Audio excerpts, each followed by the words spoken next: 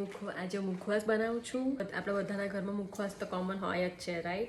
તો આ વલિયારી છે, ફેનલ સીડ્સ અને તલ અને અજમો. તો આપણે મુખવાસ ખાઈએ છીએ, પણ આપણાને એના બેનિફિટ્સ ખબર છે? એનો મુખવાસ આપણી બ્રેથને ફ્રેશ કરે. વલિયારી જે છે ફેનલ સીડ્સ, એ તમારા ડાયજેશનમાં હેલ્પ કરે, તમારે એસિડિટીમાં હેલ્પ કરે, તમારે બ્લોટિંગ બી રિડ્યુસ કરે. તો એને મોસ્ટલી એટલા માટે જ આપણે વલિયારી મીલ્સ પછી આપણે ખાઈએ છીએ. તો ફેનલ સીડ્સ આપણા હોર્મોન્સ બી બેલેન્સ કરવામાં હેલ્પ કરે છે. Fennel seeds is rich in antioxidant and fibre, so it also helps our metabolism and our gut health too. અને સમરમાં આપણા બોડીને કૂલ કરવામાં બી હેલ્પ કરે છે. આપણે ફેનલ સીડ્સ મોડરેશનમાં કન્ઝ્યુમ કરવા જોઈએ, બિકોઝ એનાથી આપણને થોડી સાઇડ ઇફેક્ટ બી થાય કે આપણને યુરિનેશન વધારે આવે, આપણા હોર્મોન્સ બી એનાથી ડિસ્ટર્બ થાય.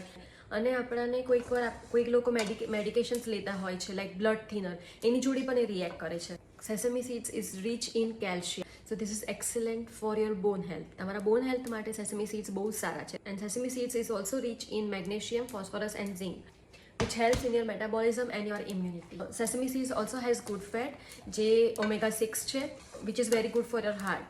આપણી સ્કિન, હેર અને ડાયજેશન માટે પણ હેલ્પ કરે છે. પણ sesame seed is very high in calcium. વધારે આપણે કન્ઝ્યુમ કરીએ તો લોંગ ટાઈમે કિડની સ્ટોન્સ બી થઈ શકે છે.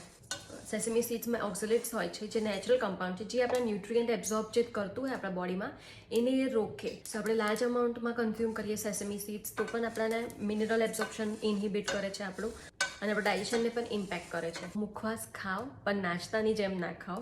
એટલે મોડરેશનમાં લો તો સારું રહેશે. અને વધારે ટિપ્સ માટે મને કનેક્ટ કરજો.